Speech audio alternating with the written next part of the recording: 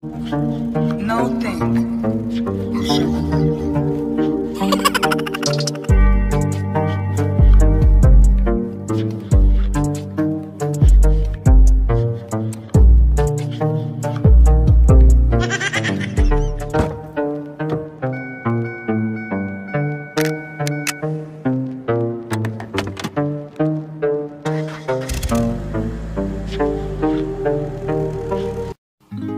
You're the one who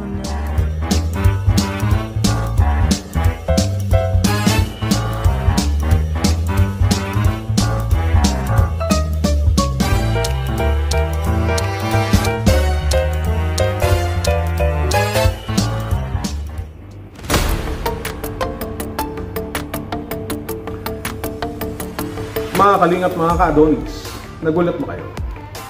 Actually, hindi naman nakakapagtaka sapagkat actually, kagagaling ko lang sa debut ni Rachel sa kanya pong birthday celebration. Masyadong maraming tao, masyadong maraming gustong masilayan ang espesyal na okasyon na araw na ito sa buhay ni Rachel Morales. Hindi lamang basta kasama si Ruel. Actually nga mukhang medyo nailang pa sa akin si Ruel kanina sapagkat mas mukha pa akong escort ni Rachel kaysa sa kanya. Kitang-kita niyo naman.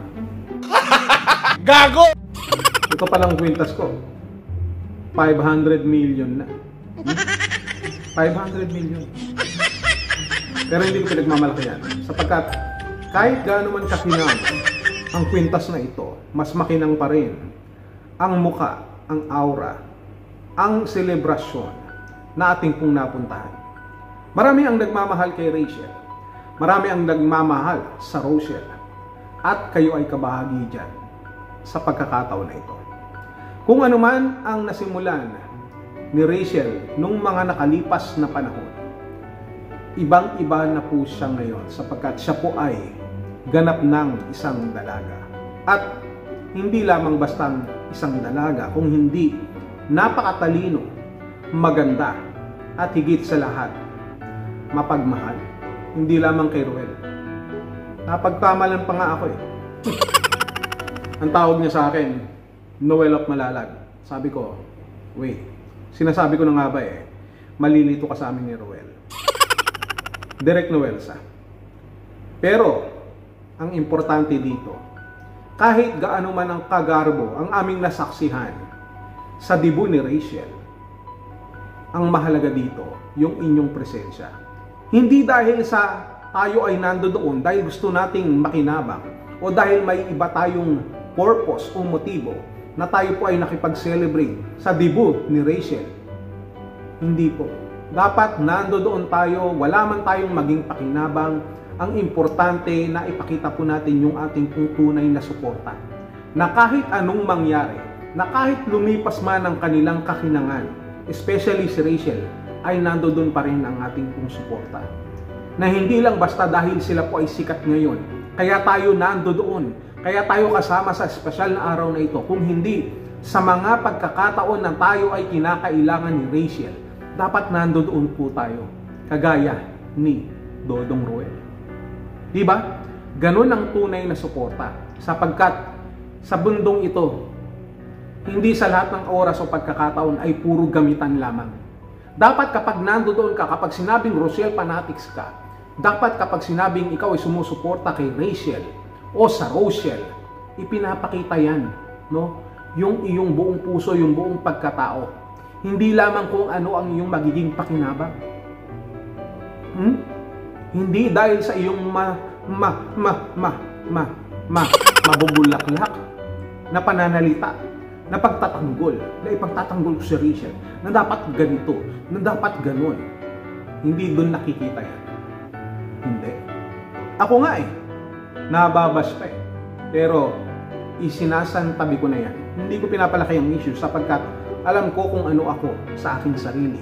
At alam ko kung ano ang aking maibibigay na suporta kay Rachel, kila Ruel, sa Rochelle.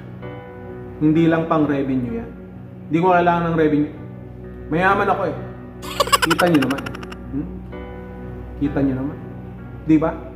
Kaya ito pong celebration na nasaksihan po namin sa birthday ni Rachel ay talaga namang hindi matatawaran.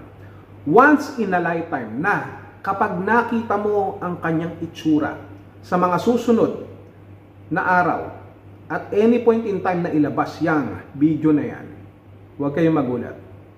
Ihanda lamang ninyo ang inyong mga panyo sapagkat matatouch po kayo. Magiging emosyon kayo sapagkat magiging masaya kayo sa selebrasyon ng kaarawan ng debut ni Rachel.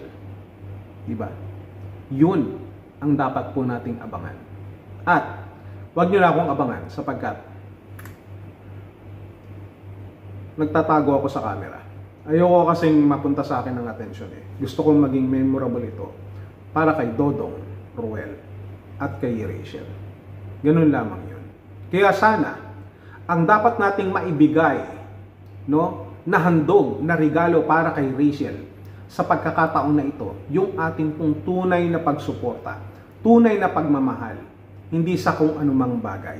At alam natin yan sa ating pong mga sarili, kung tayo ba ay gusto lamang makinabang o tayo po ay may pakinabang dito sa buhay po nila Rachel, na walang inaantay na kapalit kung hindi pagsuportang tunay at pagmamahal dito kay Langga, Rachel.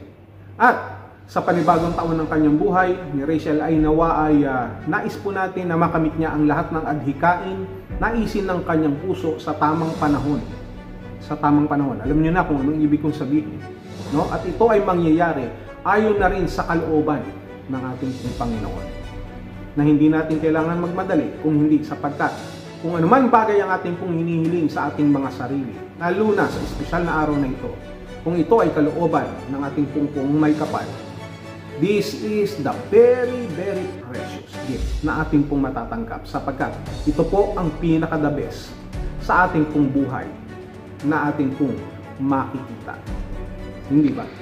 Kaya para kay Rachel, happy birthday and may you have many more birthdays to come sa iyong pamilya, sa iyong pag-aaral, sa iyong love life na si Dodong Ruel.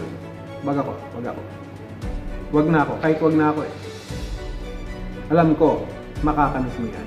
Happy birthday, Rachel Morales. At congratulations sa ating pong lahat, sa buong kalingap na sumusuporta at nagmamahal sa Team Rachel.